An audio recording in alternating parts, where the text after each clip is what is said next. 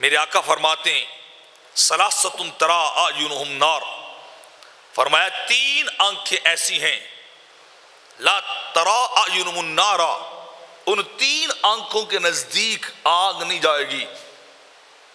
آگ ان سے دور بھاگے گی۔ عین حرست فی سبیل اللہ،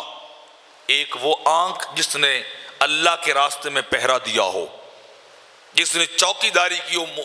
مسلمان اور مومن سوئے رہے ہوں اور وہ آنکھ جاگ کے پہرا دیتی رہی ہو، ان کی حفاظت کرتی رہی ہو،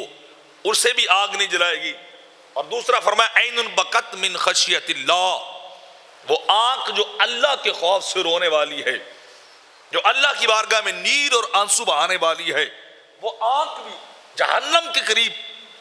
نہیں جائے گی، جہنم اس کے قریب نہیں آئے گی، وہ آنکھ بھی بچائی جائے گی۔ اور تیسری بات عین غدت عن محارم اللہ، وہ آنکھ جو اللہ کی حرام کی چیزوں سے بچ گئی، جس نے غیر عورت کو نہیں دیکھا،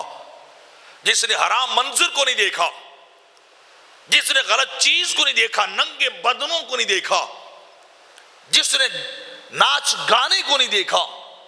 جس نے گناہ کو نہیں دیکھا، آنکھ بچی رہی حرام سے، میرے آقا فرماتے وہ آنکھ جہنم سے بچائی جائے گی، وہ آنکھ کبھی بھی آگ کے سپرد نہیں کی جائے گی،